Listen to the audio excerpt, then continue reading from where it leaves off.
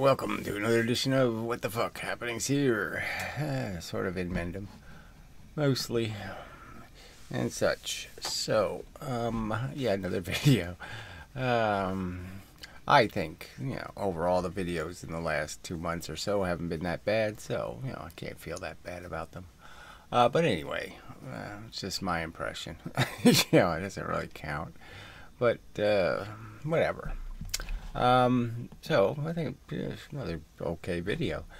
Frankly, still talking a little bit about Amanda's book, title to be provided later. Whatever, subtitle only. Yeah. Extinction Not Be Bad. Okay, that might be the title.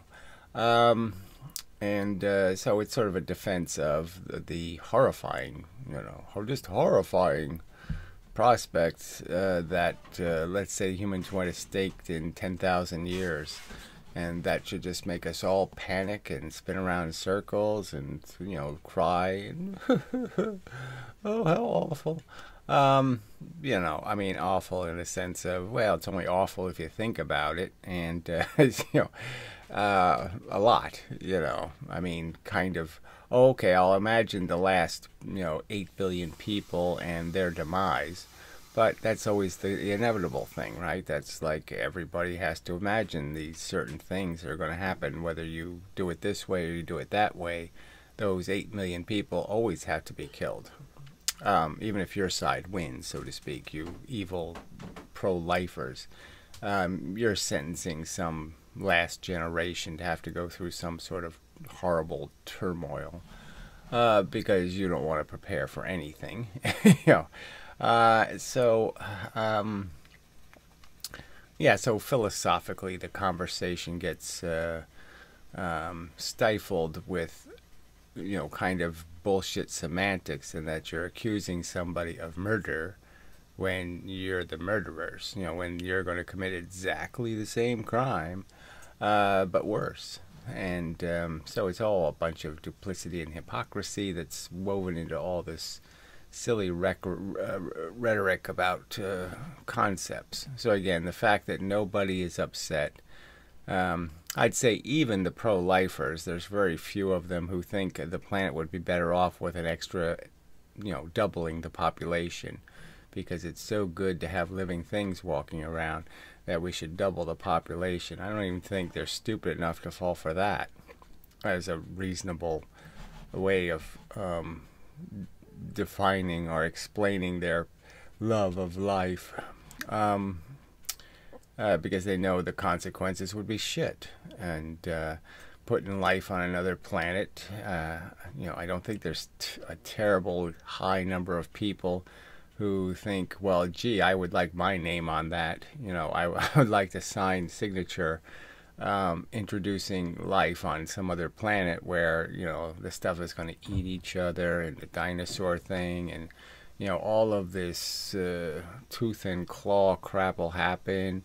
And even if you create a human civilization out of a box, you have a little box and you pour water on it and a bunch of humans pop out.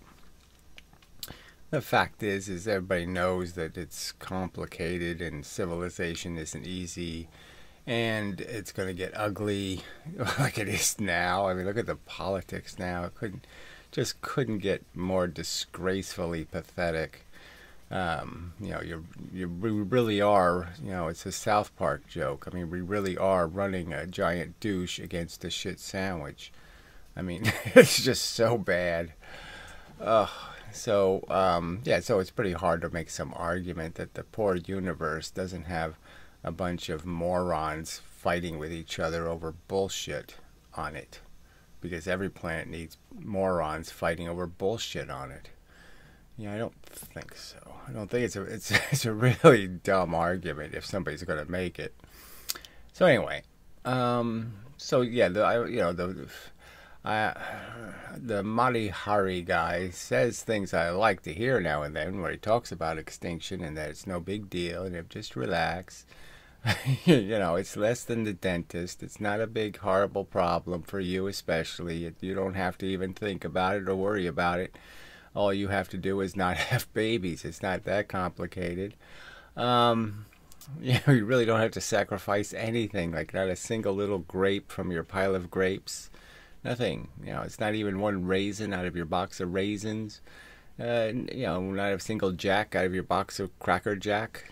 So quit whining about how horrible it is that these horrible atheists are, trying to end existence. Well, anyway. So I guess I tend to, I can go on and on.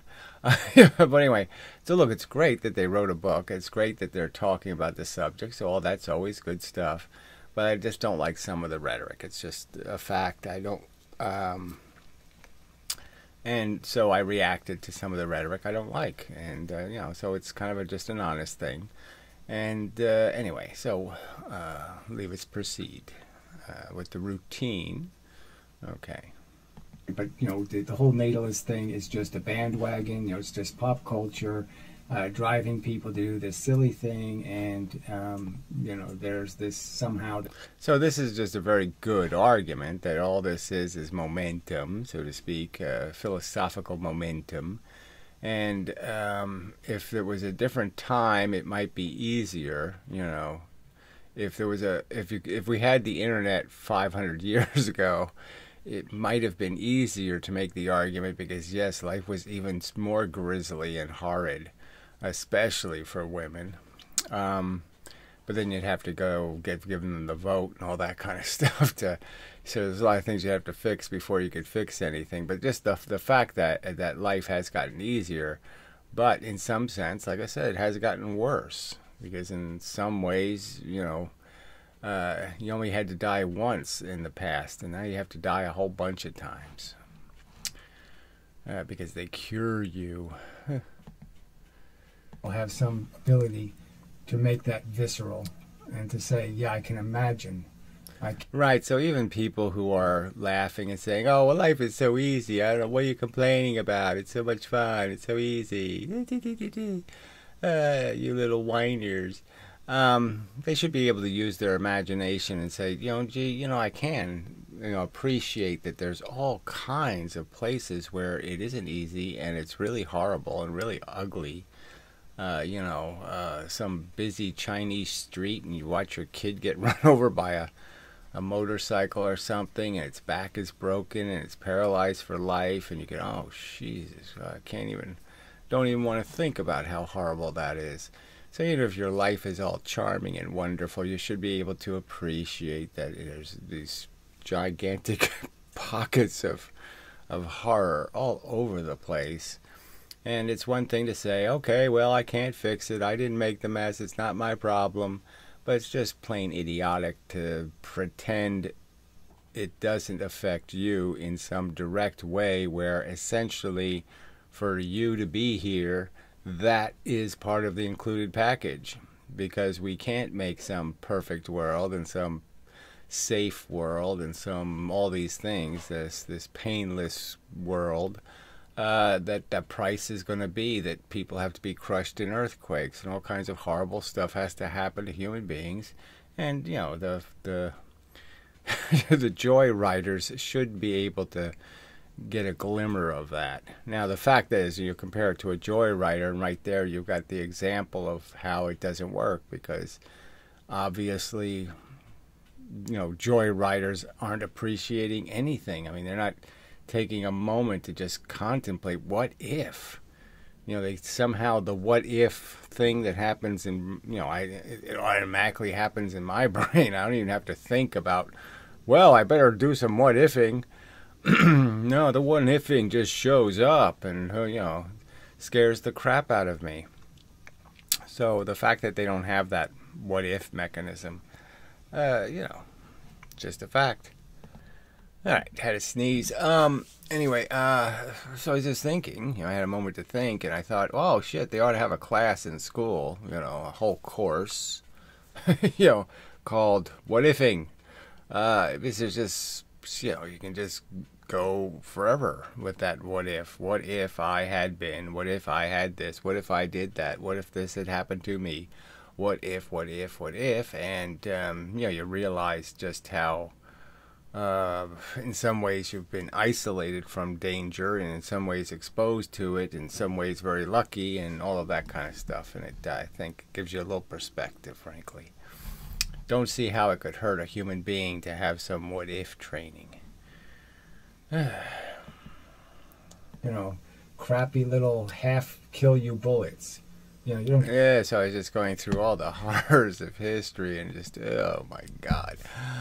How could you make any other argument if you were doing anything else but being completely distracted by a silly fable? So the fact that religion has the power it has does surprise me, okay? Just because as a kid I could never sing and dance that way. I could never do the religious prancing, of, oh yes, I believe it. It's just, oh God, have you felt God's presence? It's so wonderful. Oh, God is just great.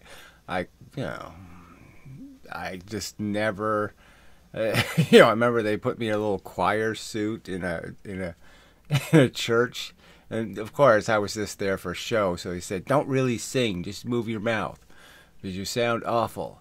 So I was just there for the pageant, But even in the churches, you'd sit around, look around, and I could not, just couldn't do any of this religious thing. It just didn't work at all. And again, the things that made me instantly atheist would happen, And I told this story before, but I remember this. It's one of those things. Just whoa! It was so glaring right in your brain as they're doing all of this singing, all this crap's going on, and they had a blind choir come in to the church. Walk right down the aisle, and there was this girl that was just incredibly beautiful. And it just didn't make any sense. You just say she's blind. So, she's beautiful. And, she can't, it's like she can't appreciate even this concept of beauty. She's, just got these shark eyes. And and it was just the most tragic and sad and horrid. It just made you smell the decomposition of reality. It just life smelled like a rotting corpse. And that's, I don't know, I was about 7, and it was just you just saying, why the fuck am I here? This is hell. There isn't some other hell. We're in it. This is hell, you idiots. Haven't you figured it out? We're in fucking hell.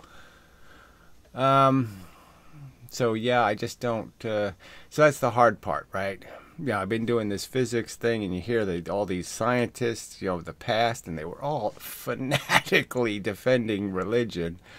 And part of you says, okay, they're doing it because they don't want to go to jail. Clearly, there was a big threat that if you said anything anti-God, or you didn't keep emphasizing the existence of God, and you were a scientist, that you were, on the cusp of being a child molester because you didn't believe in God. Molester, I mean criminal. You were going to be, punished severely for, even mentioning the possibility that God might not exist. So it is hard to tell, but just the fact that smart people seemed interested, in the subject of religion, I can make sense of it. I'm just saying it's such a silly proposition. It's so stupid. It is just about as stupid as them trying to convince you there's a Santa Claus, or that there's gremlins, or that there's actually pixies, or that Tinkerbell, has a mansion and a yacht somewhere. No way. Just leave me alone. Too stupid. But it's, it's one of those things where you say, shit, I can't get you. And so in some ways I can't understand how to talk to people, because I don't even understand how they can be that fucking stupid. I can't imagine the depth of their stupidity, kind of a thing. I just can't go there. There's lots of things people do. You see some sort of porn thing where they're doing shit that's just, and you're like, what the fuck are you doing that for? It's not that complicated. You just, you stick that in that thing over there, and it's, but it's not complicated. What are you doing all that crap for? I'm not really being fair to the complete asymmetry argument, but okay, so they kind of ragged on the asymmetry argument, called it too. I'm not sure if that was complicated or incomprehensible. Yeah, they called it incomprehensible, too incomprehensible.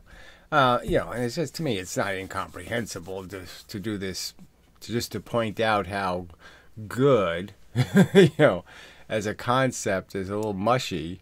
If you're outside of the idea of, it'd be good to eradicate malaria, So goods that are the elimination of bads are pretty simple, but goods that, are actually good, aren't fixing a bad, well, that's a little messy.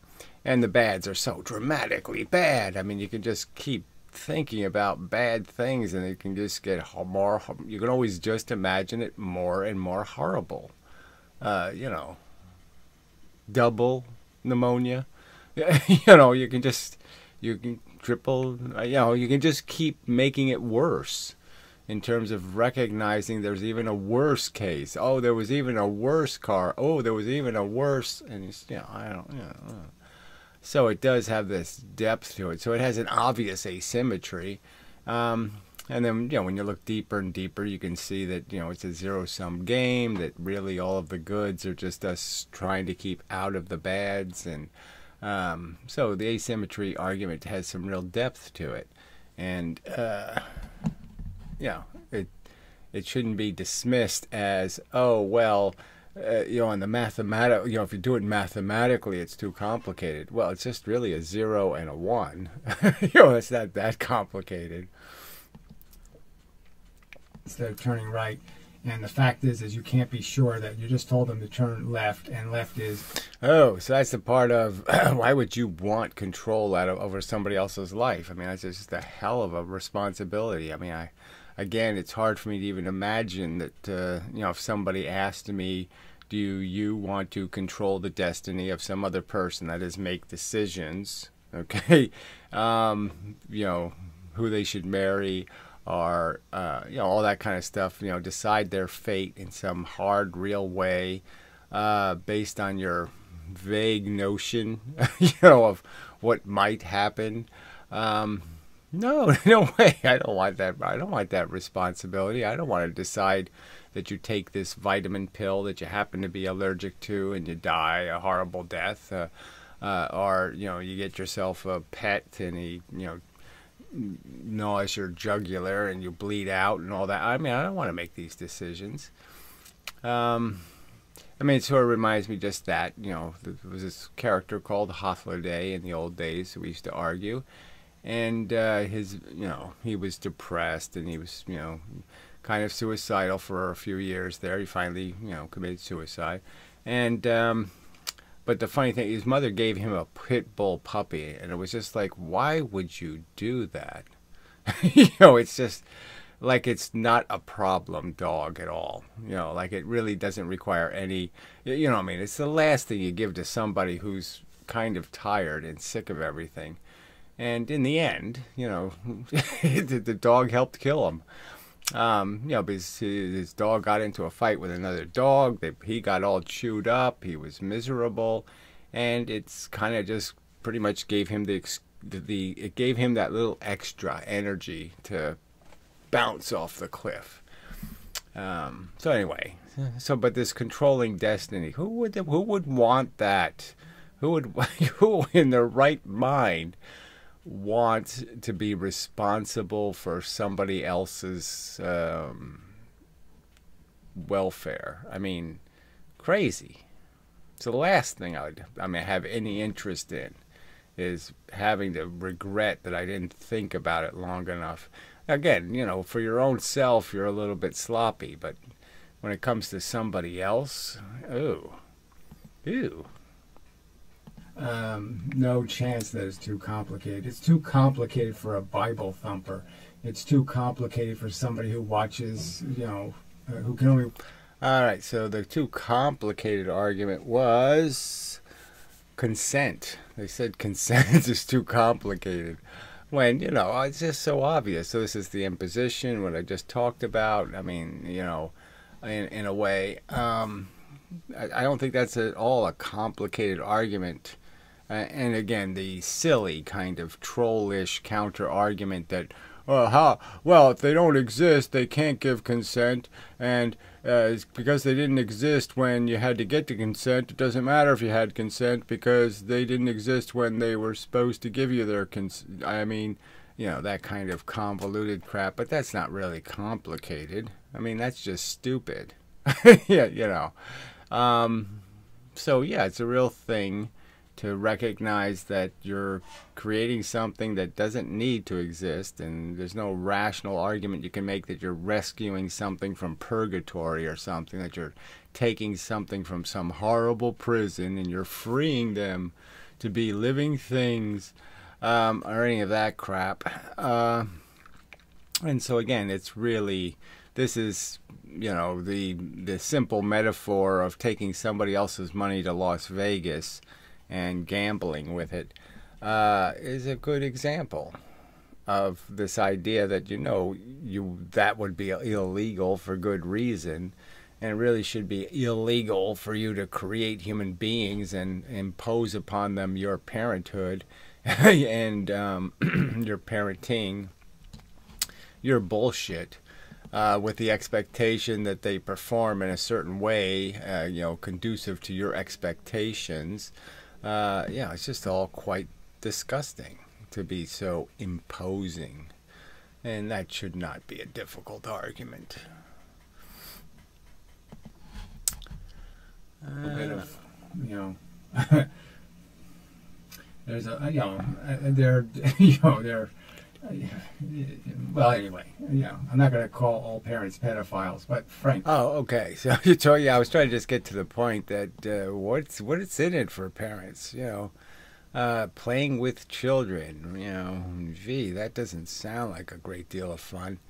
10 minutes a day, maybe. But to be wallowing in that all day, or, a substantial part of your day being governed by the whims and wills of little kids, you just sort of say there must be something they're seeing that I'm not seeing, frankly, and that they're after that so yeah, you almost want to accuse them of some sort of nefarious thing, because what else could it be? It's got to be about something, because to me it never sounded like a good idea. Babysitting without getting paid, ooh. No, thank you. Okay, and he's not going to have any tools to do anything about it, and that's the tragic part. So, but it's just ignorance. I mean, people have. Yes, right. So the whole subject is really just this idea of, basically again, it's about education. It's about what you expose kids to. If this is all what the TV shows say, this circle of life crap is okay, if that's what you raise them on. I mean, I have to argue that, Bambi didn't work on me. I guess it worked on other people. They watched the tragedy and the horror and all the crap, and they just said, well, look, they made a whole bunch more rabbits and some more skunks, and there's more deers, so everything's okay. So, yes, you killed all the old ones, and now Bambi's living in a world full of new ones because all the ones burned up in the fire. Sorry, I didn't get it. And I guess the Lion King is the new Bambi, but it's like, what the fuck? It's a feel-good movie? I'm sorry. It's a scare you to death fucking movie. Solution, the cure to the disease, okay, is extinction. It fixes everything, okay? You don't make any need. Right, so that is the bottom line, that, getting people comfortable with the idea that, let's just wind it all down in a nice, graceful manner and pretend it all didn't happen, because it's just such a tragic, horrible, Titanic kind of thing. Let's just, oh, fuck. Just don't make any more Titanics. Okay. Let's just clean it up. Let it gracefully settle to the bottom. We can't undo all the the horrid price that has been paid. There's just nothing we could ever, there's no song, there's no dance we're ever going to do that's ever going to make any tiny percentage of it explainable or justifiable or good. A good price we paid.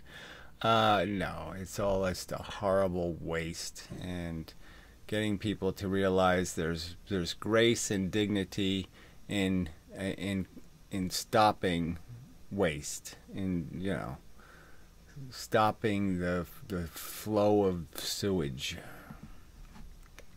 It's about nationalism and nepotism and racism and familialism and all of that kind of stuff. Right, and so people aren't really doing the anti-ism because they're too busy and too distracted by all their little, my team's going to be in the Super Bowl this year, blah, blah, blah, some sort of bullshit. I can do all kinds of stuff, so don't tell me I don't have purpose. I have functions. Right, so that was a theme, they in the book a lot is this idea of the meaning of life and the purpose of life, and they have to understand that life doesn't have a purpose, doesn't have a meaning. I never found that argument to mean much to me, in the sense that, yes, there's no, I'll clearly argue, you're not here to cure the universe's cancer, okay, or even its indigestion. You're not fixing something that's broken by being here. So in that sense, you can't you can't do anything positive truly and all that kind of stuff, which does make it all kind of purposeless in terms of the existence of organisms in the first place. But our individual existences can be insanely purposeful and productive and useful and meaningful and all of that stuff, because we are in a place where lots of stuff is broken, where there are lots of kittens that need to be petted and all of that crap. So there's absolutely no reason to say we don't have purpose. The understanding that the we is the entire human race, and that civilization can't do anything purposeful. That's what people need to understand. But we don't live as a human race. I don't feel like the human race. I feel like one individual in the human race, and that's how I'm living my life. And so there's no reason to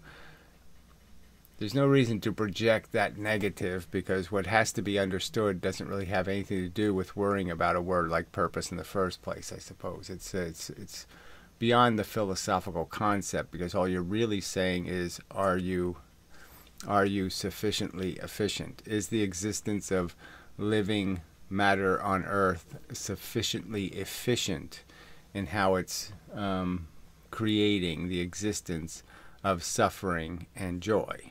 Is there an efficiency in that creation? And the simple argument is not even close.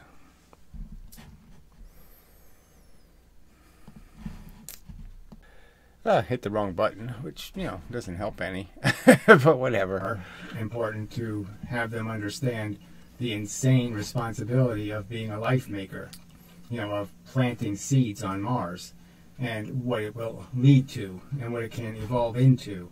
And all of that will be your fucking goddamn fault. Right, so we're sort of back to that argument of imposition and responsibility and all that kind of stuff, and I don't see why anybody would want to be honest, to honestly contemplate the implications of such experiments. They're Mengelesque in the ways they can go wrong. You have to have one sinister frickin' psychology to be able to say, oh yeah, I'm really comfortable with that. Yeah, that'll be cool. No. There's so many uncool places it can go. This is the whip. There are no carrots. And the whip master can use the whip like a carrot. All right, so I've made that argument many times, but it's a very good argument in recognizing that the basic structure isn't made even out of this opportunity for a real good, and that all we do chase in our lives is the fear of the bad is the powerful motivator. It's a completely negative existence we live, in the sense that our psychology is devoted to preventing bad, not creating good. And unfortunately, the only place we don't get it is when you're going to have a conversation, a bigger philosophical conversation about what is the nature of our existence and what does it all mean and what does it all add up to. That's when people fail to get that the defensive thoughts are the sensible thoughts. Use whatever context they think makes the arguments more powerful and all that stuff, but I think the more elemental... Right, so it's a matter of taste, I suppose, to how people understand the opposition, and the opposition really isn't the, the 40-year-olds or the 20-year-olds even. It's the kids, and they're the ones that are going to force the issue and force well, we have to keep defending this because a bunch of us have made the mistake, and we can't all destroy our children's lives by imposing on them a bunch of negative thoughts about the nature of their creation and the nature of their existence. But it's just a fact that, there's got to be a point where humans grow up and recognize that no child should be birthed to some irresponsible, moronic 13-year-old. That's child abuse. And if people are going to be born into the world, they have a right to know that the decision to have them wasn't clean and honest and adult and responsible, that it was sloppy and reckless and a mistake, frankly. Kids have a right to know. They have a right not to be lied to about how it's all Santa Claus's plan. Yeah. All right, so that should be enough of a video and such. So, so I think, good points made, blah, blah, blah. Yeah. It's all good. Just try again next time. And then I'll try again the next time. And eventually I'll try again in such a manner that I won't have to try again anymore. But it's been 888 tries and I'm not there yet, so I just, we'll see. Who knows? Who knows? I don't know. Who knows? Yeah, future. Ooh, who knows? All right, anyway, so you'll find out next week, I guess. Or the week after that. Or the week after that. Or the week after that. Eventually.